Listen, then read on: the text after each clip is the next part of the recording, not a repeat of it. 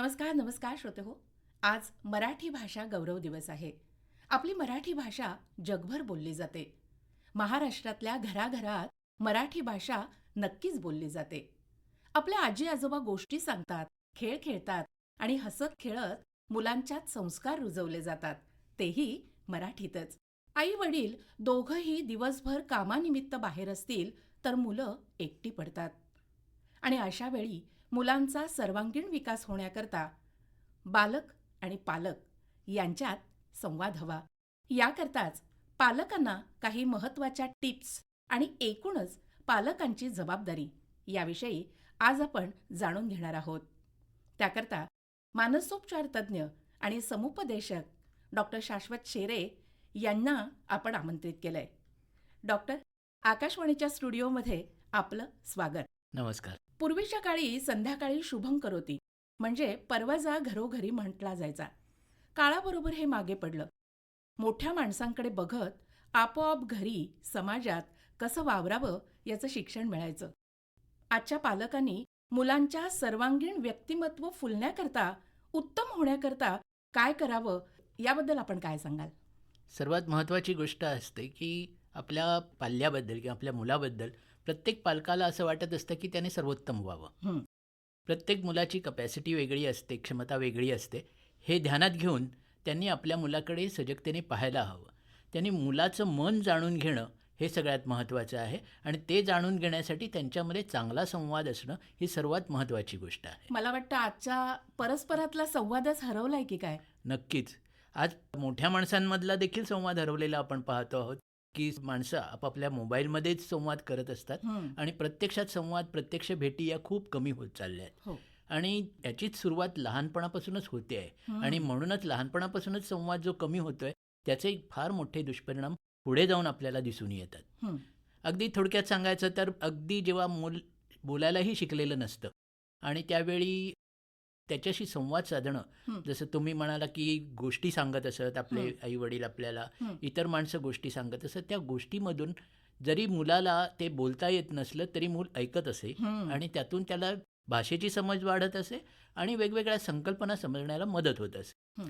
आजकाल जर तुम्ही पाहिलं तर लहान मूल जर आईला काही सांगायला गेलं किंवा रडायला लागलं तर पहिली गोष्ट केली जाते की त्याच्या हातात एक मोबाईल दे आणि हं. तू गप्प बस म्हणजे असं मला असं सांगितलं वाटतं जातं. पूर्वीच्या काळी चिव काऊ बघत, त्यांच्या हं, गोष्टी ऐकत, हं. निसर्गाकडे बघत किंवा आपण काय जेवतोय याविषयी गप्पा मारत मारत मुलाला भरवलं जायचं. बरोबर, पण बरोबर. आज सगळ्या लहान मुलांच्या हातामध्ये किंवा समोर मोबाईल ठेवला जातो आणि त्यांचं जेवण सुरू असतं. बरोबर. आणि याच्यामधून संवाद साधला जात नाही. हं, संवाद म्हणजे काय? ती एक प्रक्रिया आहे. म्हणजे माणूस ऐकतो, आपला काहीतरी त्याला प्रतिसाद देतो, हं, मग त्यावर दुसरा माणूस काहीतरी देतो.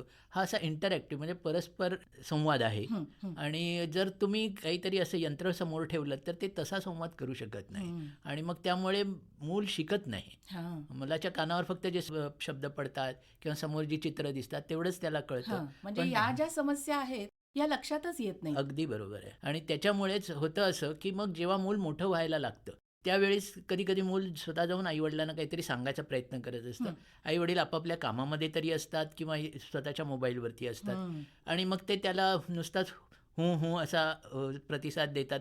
मुलाला कळतं, की आपलं म्हणणं ऐकलं जातंय की नाही. हं, हळू मूल ते सांगायचं बंद होतं किंवा कधी-कधी पालक सांगतात, की "नाही, नाही, मी फार बिझी आहे. आत्ता तू काही मला सांगत बसू नको. मी नंतर ऐकेन." पण ते हं. नंतर कधी येत नाही. हां, आणि मूल शाळेत काय घडलं, आजूबाजूला काय चाललंय, हां, याविषयी पालकांना खूप सांगायचं असतं मुलाला. हं, पण जर पालकांनी ऐकायचं बंद केलं, हं, की हळूहळू मूल सांगायचं बंद हं, करतं हं. आणि तिथूनच या संवाद तुटण्याला सुरुवात होते. म्हणजे रोजच्या रोज मला वाटतं पालकांनी थोडासा वेळ द्यायला हवा मुलांना. आठवड्यातून एकदा फिरायला नेलं, वर्षातून 1-2 सहली केल्या, एवढं पुरत नाही. बरोबर आहे. कारण कसं आहे, सहली किंवा नुसतं बाहेर फिरायला जाणं, हे सुद्धा एक यंत्रवत केलं जाणारी गोष्ट आहे. हं, त्याच्यामध्ये संवाद फारसा होत नाही. हं, अगदी साधी गोष्ट तुम्ही घ्या. एकत्र बसून टीव्ही बघतात. हं, सर्व घरातले, कुटुंबातली सर्व माणसं एकत्र बसून टीव्ही बघतात. पण ते समोर काय चाललंय ते प्रत्येकजण आपापला बघतो. पण त्याच्याविषयी परस्परात चर्चा काहीच होत नाही, हं, की आपण जे बघितलं ते काय आहे?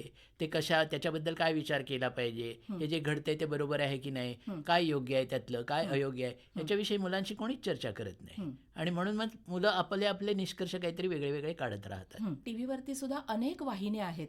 पण अशाही काही वाहिन्या आहेत, की ज्याच्यामध्ये प्राण्यांविषयी दाखवलं जातं, निसर्गाविषयी दाखवलं जातं किंवा वेगवेगळ्या ठिकाणांना भेटी देत असताना तिथे आपण कसं जावं, काय करावं हे देखील दाखवलं जातं. तर मला वाटतं अशा स्वरूपाची चॅनल जर सगळ्यांनी मिळून एकत्र बसून बघितली तर त्याचा नक्कीच उपयोग होईल. नक्कीच नक्कीच उपयोग आहे. म्हणजे मला वाटतं दिवसभरात एकदा तरी सगळ्यांनी एकत्र बसून जेवणं नक्कीच. ही खूप महत्वाची गोष्ट आहे. नक्कीच. आणि जेवताना खरं तर मोबाईल हे आपल्याबरोबर असू नयेत. अगदी बरोबर आहे. लहान मुलांबरोबर आपण असणं, त्यांच्याबरोबर वेळ घालवणं, त्यांच्याशी संवाद साधणं या गोष्टी व्हायला हव्यात. पण या गोष्टी घडल्या नाहीत तर पुढे जाऊन कुठल्या समस्या निर्माण होतात. जसं जसं मूल मोठं व्हायला लागतं आणि जर त्याचा पालकांशी काही संवाद उरला नाही हं, तर ते संवाद करण्यासाठी इतर गोष्टींकडे वळायला लागतं. हं, एक गोष्ट म्हणजे काही त्याचे मित्रमंडळी जे असतात त्यांच्याशी ते बोलतात. हं, त्याच्यापुढे जाऊन समाज माध्यमं जी काही आहेत ती मोबाईलवर दिसणारी हं, या गोष्टी ते बघतात, टी व्हीवर दिसणाऱ्या गोष्टी बघतात आणि यातून आपल्या मनातल्या प्रश्नांची काय उकल करायला बघतात किंवा त्याविषयी कोणाला सांगायचं हे कोणीच जर उपलब्ध नसेल तर नक्की काय करायचं हेही त्यांना समजत नाही आणि आपल्या मनाशी ती कुढत राहतात. हं, त्यांच्या मनातल्या प्रश्नांना उत्तरं शोधायसाठी इंटरनेटसारखी गोष्ट अवेलेबल झालेली आहे सगळीकडे आणि त्यातून जी ते उत्तरं शोधतात ती प्रत्येक वेळी त्या प्रश्नाची योग्य उत्तरं असतात असं अजिबात नाही. हं, म्हणजे तो एक माहितीचा धबधबा असतो हं, पण त्यातलं नेमकं आपल्याला काय लागू होतं, आपल्याला काय हवं आहे, आपल्या प्रश्नाचं उत्तर नेमकं काय हे त्यांना माहीत नसतं आणि त्यातून अनेक गैरसमज निर्माण होतात. मुलांच्या मनामध्ये अनेक वेगळे विचार निर्माण व्हायला लागतात आणि मुलं ही पालकांपासून दूर जातातच पण स्वतःच एका विचित्र अशा जंजाळामध्ये फसत जातात आणि हा एक खूप मोठा धोका आहे. मला वाटतं अलीकडेच घडलेली गाझियाबादची कथा सगळ्यांनी ऐकली असेल. सगळीकडे ती न्यूज होती की 3 बहिणी ज्या गेमिंगमध्ये खूप इन्व्हॉल्व झाल्या कारण सतत त्या मोबाईलवरती त्या गेम खेळत होत्या आणि मग शेवटी त्या गेममध्ये त्या इतक्या फसल्या आणि की त्यांना असं वाटायला लागलं आपलं हे आयुष्य चुकीचं आहे आणि आपण दुसरं आयुष्य घ्यायला पाहिजे आणि म्हणून त्या 3 बहिणींनी सुइसाईड केला. तर हे एक अतिशय वेदनादायी आहे. वेदनादायक घटना आहे. अर्थात ही एकदम टोकाची घटना झाली पण म्हणून आपण तिथपर्यंत जायलाच नको. यासाठी आपण प्रयत्न केले पाहिजेत हं, की मुलांचं मन आपल्याला आधीच कळलं पाहिजे. हं, मग असं वाटायला नको ह्या मुलांनी असं केलं हे मला कधी कळलंच नाही की याच्या हं, मनात असं हं, चाललंय. हं, बहुधा असं होतं माझ्याकडे येणारी जी समस्याग्रस्त मुलं असतात हं. त्यांचे पालक येऊन सांगतात की हा असा वागतो, विचित्र वागतो पण आम्हाला कळत नाही तो असा का वागतो आहे. की म्हणजे वयोगटानुसार जर विचार केला तर पहिली 5 वर्ष, नंतर 6 ते 10 हा वयोगट आणि 11 ते 15 या 3 वयोगटामध्ये खूपच फरक पडत चाललाय मुलांमध्ये. नक्कीच नक्कीच. आणि पूर्वीच्या ज्या वयोगटाचा आपण विचार करतो की आपल्या काळामध्ये या वयोगटात काही विशिष्ट विषय असायचे ते आता वय खाली यायला लागली आहेत हं. आणि म्हणूनच लैंगिक समस्यासारख्या गोष्टी पण अगदी कमी वयामध्ये मुलांच्या मनामध्ये रुजताना दिसतात. आणि मला असं वाटतं की मोठ्यांचं अनुकरण करता करताना मुलं घरामध्ये फार वेगळी वागतात आणि बरोबर आहे. घराच्या बाहेर पडल्यानंतर शाळेमध्ये असो किंवा इतर माणसांबरोबर वागताना फार वेगळी वागतात बरोबर आणि आहे. त्यांच्या मनाचा कलच समजत नाही. म्हणजे त्यांच्या मनात काय चाललंय. याचंच कारण हे संवाद तुटणं हे आहे आणि जर मूल आपल्या मनात नेमकं काय चाललंय हे पालकांशी शेअर करू शकत नसेल ते शेअर न करण्यापाठीमागे 2 कारणं असतात.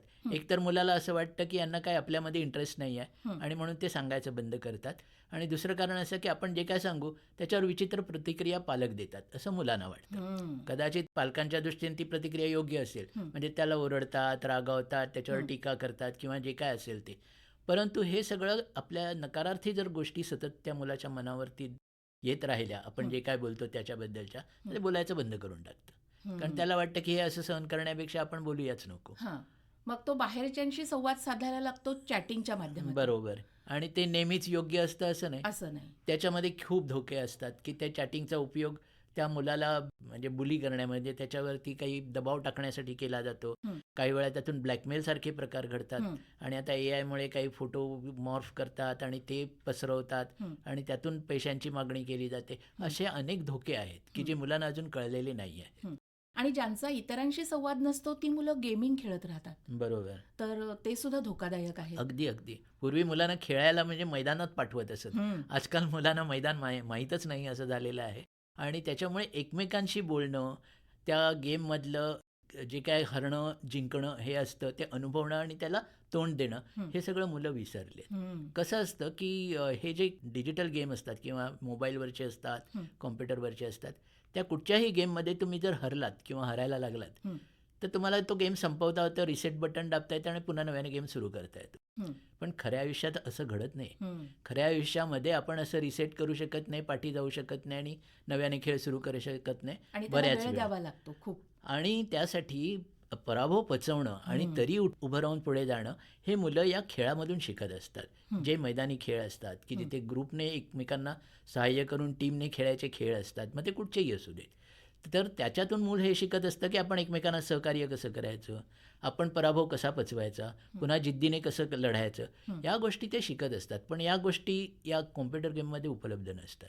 आणि त्यामुळे मुलांना जेव्हा जेव्हा पुढे अपयश यायला लागतं किंवा म्हणजे जसं ती मोठी झाली आणि 10वी 12वी असे करिअरच्या गोष्टी निर्माण झाल्या आणि तिथे त्यांना हवं ते यश मिळालं नाही की ते एकदम ढासळतात हं. आणि मग कधी कधी ते आत्महत्येपर्यंत पाळी येते. तर हे असं होऊ नये यासाठी आपण काळजी घेतली हं. पाहिजे. याच्याच जोडीला मला असं विचारायचं आहे की पूर्वीच्या काळी ना विद्यार्थ्यांना किंवा आपल्या मुलांना शाळेत पाठवल्यानंतर शाळेतल्या एखाद्या शिक्षकांनी आपल्या मुलाला रागावलं, एखादा धपाटा घातला, तर पालक कधीच रागवायचे नाहीत. उलट म्हणायचे तुझं काहीतरी चुकलं असेल म्हणून शिक्षकांनी तुला शिक्षा केली. पण आज पालकांचं वर्तन मला थोडंसं पुढे गेल्यासारखं वाटतं की ते फार जास्त शाळेमध्ये इंटरेस्ट घेतात आणि तुम्ही माझ्या मुलाला का रागावलं, तुम्ही माझ्या मुलाला का मारलं, अशा स्वरूपाचं आर्ग्युमेंट केलं जातं. तर हो, हा बदल नक्कीच घडत चालला आहे. याचं एक कारण असं आहे की मुलांची संख्या कमी झाली आहे. पूर्वी कुटुंबामध्ये बरीच मुलं असायची आणि पालकांचं लक्ष विभागलेलं असायचं. हं, आज एखादाच मुलं असतं किंवा किंवा 2 मुलं असतात हं. आणि पालकांचं सगळं लक्ष त्याच्यावर केंद्रित असतं. हं. त्यांच्या दृष्टीने तो सर्वोत्तम असावा हं. आणि तो सर्वोत्तम आहे असं त्यांना मनातून वाटत असतं हं. आणि त्याला कुठेही ठेच लागलेली त्यांना आवडत नाही. हं. आणि म्हणून त्याला हवं ते करावं, त्याला दुःख होईल असं काही करू नये असं त्यांना वाटत असतं. हं, हं, या सगळ्यातून त्या मुलाचा विकास खरं म्हटलं तर खुंटत असतो. हं. कारण मुलाला सगळ्या परिस्थितीला तोंड देण्यासाठी आपण शिकवायला पाहिजे असतं आणि मुलाच्या हातून जर चूक घडली तर त्याला रागवणं हे योग्यच आहे. परंतु मुलाला दुःख वाटलं म्हणून पालक त्याची तक्रार घेऊन शिक्षकांपर्यंत जातात हं. आणि सांगतात की ह्याला दुःख वाटेल असं तुम्ही काही करू नका. हां. तर ही अगदी चुकीची गोष्ट आहे. हं. उलट त्यांनी मुलाला समजावलं पाहिजे की जर चुकीचं वागलास तर तुला अशी शिक्षा होणारच आहे आणि ती तुला सहन करायला लागेल. हं, हं. यातूनच मूल शिकेल की आपण नक्की कसं वागायला पाहिजे आणि नाही वागायला हां, पाहिजे. हां. म्हणजे एकत्र कुटुंबातून विभक्त कुटुंबामध्ये आल्यानंतर आई-वडिलांवरच जबाबदारी असते संस्कार करण्याची, त्यांचं व्यक्तिमत्व घडवण्यासाठी. पण आज शाळेमध्ये तर भरपूर मुलं असतात, शिक्षक असतात. त्याच्यामुळे पालकांनी जर शिक्षकांशी सुसंवाद ठेवला आणि आपलं मूल शाळेमध्ये योग्य पद्धतीने वागतंय ना, म्हणजे माणूस म्हणून तो कसा घडतोय याकडे थोडंसं लक्ष देणं अधिक हे गरजेचं देखील आहे. आवश्यक नक्की. आहे आणि त्याने एकटेपणा कमी होईल मुलाचा. मला असं वाटतं की ते घरात जरी एकटं असलं मूल म्हणून, तरी शाळेमध्ये त्याच्याबरोबर 25-30 मुलं असतात. मग त्यांच्याबरोबर शेअरिंग करणं बरोबर. किंवा खेळणं, अभ्यास करणं, या गोष्टी जर एकत्र झाल्या, तर ते सुद्धा ते उपयोगाचं सुद्धा ठरेल. खूप उपयुक्त ठरेल. आणि बऱ्याच वेळा असं होतं की मुलाला आपण काय नक्की मित्र आहेत हं, हे पालकांना माहीतच नसतं. हं. तर ते पालकांनी जरूर माहिती करून घ्यायला पाहिजे की मुलाची संगत काय आहे, त्याच्या हां. मित्रांना त्यांनी घरी बोलवलं पाहिजे. हल्ली काय होतं, बर्थडे पार्टी म्हटलं कुठच्या तरी हॉटेलमध्ये घेऊन जातात सर्व मित्र आणि काय एन्जॉय करतात. पण तसं न करता मुलाला जर त्यांनी सांगितलं की तुझे मित्रांना घरी घेऊन ये, मग हां. त्यांची ओळख होते हां. आणि त्या कुटुंबाचाही एक चांगला हां. संबंध निर्माण होतो. म्हणजे फक्त वाढदिवसाकरता किंवा कुठल्या तरी वेगळ्या इव्हेंटकरता एकत्र न येता आठवडाभरातून कधीतरी त्याचे मित्र आले आणि सहज गप्पा होत गेल्या, बरोबर. तर मुलाचं काय चाललंय, मुलाच्या भावविश्वात काय आहे आणि त्याचे मित्रमंडळी कोण आहेत, त्यांचे विचार काय आहेत, ते देखील आपल्याला कळू शकतं. नक्कीच, नक्कीच. साधारण 15 वर्षापर्यंत आपण मुलाला एखादी गोष्ट सांगितली, तर तो मुलगा ऐकतो असं मला वाटतं. त्याच्यानंतर काही गोष्टी त्याच्या आणि काही गोष्टी आपल्या, असंच आपल्याला पुढे जावं लागतं. तर साधारण पालकांनी मुलांशी सुसंवाद कशा पद्धतीने ठेवावा? कसं आहे, बऱ्याचदा पालकांना असं वाटतं की मुलाशी संवाद करायचा म्हणजे त्याला काहीतरी सांगत राहायचं हं, आणि मग 2-3 प्रकारे पालक सांगायचा प्रयत्न करतात. एक ते सांगतात की आमच्या वेळी असं होतं, आम्ही किती हालात दिवस काढले, हं, किती कष्ट घेतले. हं, पालकांच्या सांगण्याचा हेतू काही वाईट असतो असा नाही. हं. त्यांना सांगायचं असतं की आम्ही कष्टातून हे सगळं मिळवलेलं आहे, आज जे यश आम्हाला मिळालं आहे ते. परंतु मुलाला तेच तेच ऐकून कंटाळा येतो. हं. आणि मूल असा विचार करतं की तुमच्या काळी तसं होतं म्हणून काय आमच्या काळी आता वेगळं आहे तर ते तुम्ही समजूनच का घेत नाही, हं, असे मला त्याच्या प्रश्न निर्माण होतात. हं, आणि म्हणून वारंवार जर आपण त्याच गोष्टी उगाळत राहिलो तर मुलाचा त्यातला इंटरेस्ट निघून जातो आणि मग ते मूल त्या संवादापासून लांब जायला लागतं. हं, दुसरी गोष्ट अशी असते की पालक मूल जे काय बोलत असतं त्या प्रत्येकावर एक टीकात्मक काहीतरी शेरे मारत असतात हं, आणि तेही मुलाला नकोसे असतात. हं, आणि मुलाला असं वाटतं की आपल्याला काय वाटतं, आपण काय म्हणतो हे त्यांना समजतच नाही आहे. हं, आणि पालकांना असं वाटतं की मुलाशी संवाद करायचा म्हणजे त्यांना एक लेक्चर द्यायचं की हे असं करायला पाहिजे, ते तसं केलं पाहिजे, ते असं केलं पाहिजे. हं, हं, तर ह्याला संवाद नाही म्हणत. हं. संवादामध्ये सगळ्यात महत्त्वाची गोष्ट म्हणजे तुम्ही ऐकायला शिकलं पाहिजे. हां. मूल काय म्हणतंय, मूल त्याच्या मनात काय विचार आहे ते कसं सांगतंय हं, किंवा ते जर सांगत नसेल तर तुम्ही त्याला सांगायला प्रवृत्त कसं करू शकाल. हं. तुम्ही केव्हा प्रवृत्त करू शकाल की जेव्हा तुम्ही शांतपणे ऐकून घेताय असं हां. मुलाला वाटेल. मला तेच म्हणायचं होतं, की आधी ऐकलं पाहिजे. बरोबर आहे. तर जर तुम्ही ऐकायची सवय लागली तर मूल ते सांगायला सुरुवात करतं. हां, हां. तुम्हाला जर असं वाटत असेल की मूल जे सांगते त्या नेहमीच्या काहीतरी फालतू गोष्टी आहेत, त्या काही इंटरेस्टिंग नाही आहेत, मग कशाला ऐकायला पाहिजेत.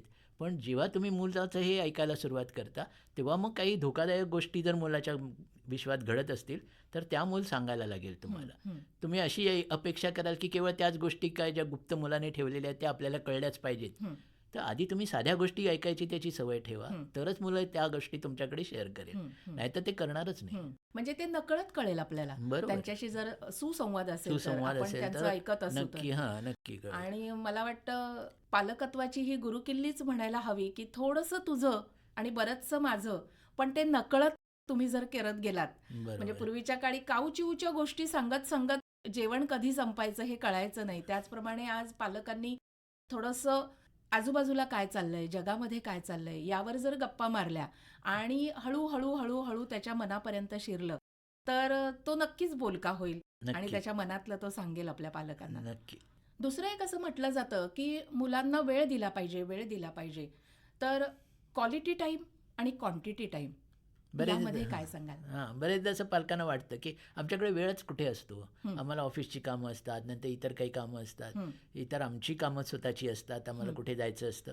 याच्यामध्ये मुलांना द्यायसाठी आमच्याकडे वेळ उरत नाही. हं, तर मुलांना खूपसा वेळ नको असतो, पण मुलांना जो काही वेळ तुम्ही द्याल, हं, तो चांगल्या प्रकारे दिला पाहिजे. जसं हं, आपण मगाशी म्हटलं, की मुलांचं ऐकलं पाहिजे. हं, त्यासाठी तुम्ही वेळ दिला हं, पाहिजे. म्हणजे जो जो काही वेळ तुम्ही मुलांबरोबर काढता, त्या वेळामध्ये आपण म्हटलं, की मुलांना फिरायला घेऊन जाणं, चौपाटीवर घेऊन जाणं किंवा असं कुठे.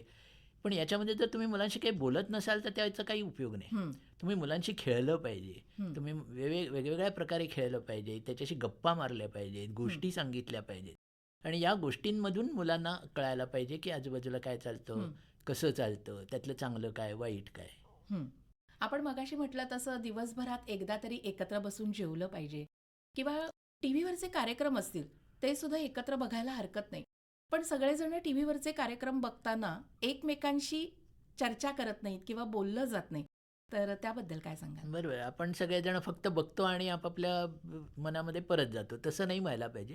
तर आपण जे काय बघतो त्याच्याबद्दल जर कुटुंबात आपापसात चर्चा घडल्या, हं, तर मुलाला कळतं की आपल्याला जे काही आपण जे बघितलं हं, ते किती खरं आहे, हं, वास्तव अशी किती निगडीत आहे हं, किंवा नाही आहे. काही हं, अतर्क्य घटना दाखवलेल्या असतात, काही जाहिराती असतात. हं, तुम्हाला कदाचित आठवत असेल की पूर्वी सुपरमॅन एक सिरियल चालू होती हं, आणि त्याच्यामध्ये एका मुलाने जाऊन गच्चीतून उडी टाकली कारण त्याला वाटलं आपण त्याच्यासारखे उडू शकू. हं, तर अशा प्रकारच्या घटना घडू नयेत यासाठी हं, पालकांनीच सतर्क राहायला पाहिजे. हं, जाहिरातीत दाखवतात ते खरं नाही आहे. हं, ते तुम्हाला भुलवण्यासाठी आहे. हं, ही गोष्ट कोणी चर्चाच करत नाही आणि मुलांना ते कळत नाही. हं, तर जे काही दाखवलं जातंय त्याच्याबद्दल चर्चा घडली तरच त्या बघण्याचा, एकत्र बघण्याचा, एकत्र टाईमचा उपयोग झाला हं, असं मला हं, वाटतं. हं, हं, होतं काय की जेव्हा मूल वयात यायला लागतं, हं, त्यावेळी बरेचदा इंटरनेटचा उपयोग मी माझ्यासाठी करणार असं म्हणून मूल एक मोबाईल घेतं आणि घराचा आपल्या रूमचा दरवाजा बंद करून ते बघायला सुरुवात करतं. हं, ही खूप धोकादायक गोष्ट आहे. कारण की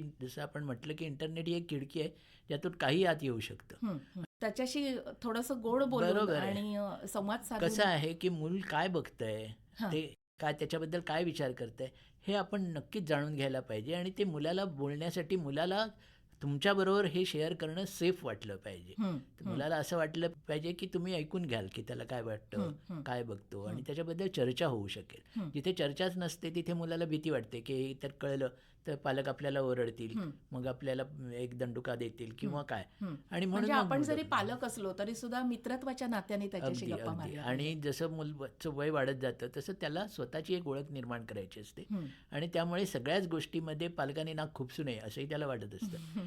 हे एका अर्थी ठीक आहे, हं. परंतु आपण त्याचा अतिरेक होऊ देता कामा नये हं. आणि त्याच्याबद्दल खूप बाऊगी करता कामा नये. काही हं. गोष्टी त्याच्यावर सोडून द्यायला पाहिजे. हां. पण हे केव्हा होऊ शकतं की जेव्हा मूल त्यांच्याशी चांगलं शेअरिंग करत हां, असेल हां, त्यावेळेस. हां. म्हणजे लक्ष ठेवायचं पण प्रत्येक गोष्ट बोलून दाखवायची नाही. प्रत्येक वेळी पालकांनी त्यांची तुलना आपल्या काळाशी करता कामा नये. हं. कारण बरेचदा असं होतं की पालक म्हणतात हे काय, हे असलं आमच्याकडे झालं असतं तर मग सगळे हां. त्याला असं वाईट म्हणाले असते किंवा आम्हाला हे बरोबर वाटत नाही. हां. आणि मूल सांगत असतं की नाही आजकालचा हा ट्रेंड आहे आणि म्हणून आम्ही असं हां, वागतो. हां, हां. तर मग ते काही गोष्टी का चुकीच्या आहेत, कोणत्या परिस्थितीत चुकीच्या आहेत, हं. हे आपण त्याला नक्की सांगावं. हां. परंतु त्याचबरोबर हेही समजून घ्यावं की आजूबाजूची मुलं काय करत आहेत, कशी वागत आहेत हं. आणि आत्ताच्या जमान्यामध्ये काय चाललेलं आहे हे पालकांनी समजून घेणं गरजेचं आहे. हां.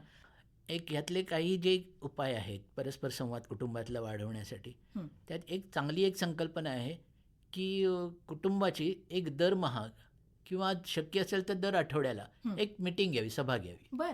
आणि ती सभा म्हणजे आजकाल तुम्हाला माहिती आहे ग्रामसभा सुद्धा होतात गावामध्ये आणि सगळ्या गोष्टी होतात. सभा घेण्यामध्ये हेतू काय आहे की सगळ्यांनी एका टेबलवरती किंवा एका जागी बसून हं. एकमेकांशी चर्चा करणं. हं.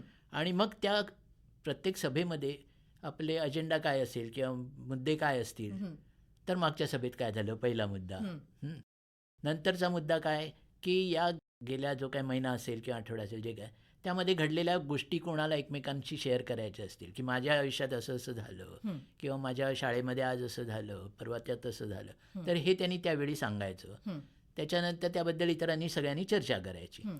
आणि मग त्याच्या पुढच्या गोष्ट म्हणजे की पुढच्या आठवड्यात काय येणार आहे, हं. घरी कोणी पाहुणे येणार आहेत, काही हं. सण आहे, काय आहे, हं. मग त्याबद्दल आपण काय करायचं याची चर्चा करायची, हं. त्याचं काही प्लॅनिंग करायचं, हं. यामध्ये घालवायचं. आणि मग या सभेचा शेवट काहीतरी गोड खाण्याने करायचा. अरे वा. अशी ही एक संकल्पना आहे आणि हां. मला असं वाटतं की आजच्या जमान्यामध्ये हां. ही खूप वापरता हो, येण्यासारखी हो. संकल्पना आहे. कारण शाळेमध्ये सुद्धा मंत्रिमंडळ असतं बरोबर. आणि काही शाळांमध्ये प्रत्येक वर्गाला एक वार किंवा एक तास दिलेला असतो की तुमच्या ज्या काही समस्या असतील त्या तुम्ही शिक्षकांच्या समोर मांडायच्या आणि त्यावरती चर्चा केली जाते आणि त्यातून उत्तरं मिळवली जातात. तर त्याचप्रमाणे जर घरामध्ये अशी विशेष सभा झाली तर प्रत्येकाला म्हणजे अगदी लहान मूल असो, मोठं मूल असो, आई असो, वडील असो, या सगळ्यांना आपापलं मत मांडता येईल, आपापले विचार मांडता येतील आणि त्याच्यातून चांगला सुसंवाद घडेल असं मला वाटतं. अगदी बरोबर आहे.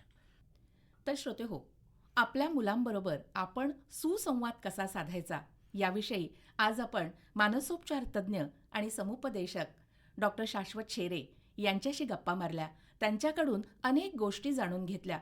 डॉक्टर, आपण आमच्या स्टुडिओमध्ये आलात आणि इतकी मौल्यवान माहिती आमच्या श्रोत्यांना दिलीत त्याबद्दल आकाशवाणीतर्फे आणि आमच्या श्रोत्यांतर्फे मी आपले आभार मानते. धन्यवाद. धन्यवाद. या कार्यक्रमाचे सादरकर्ते विवेक वानखेडे.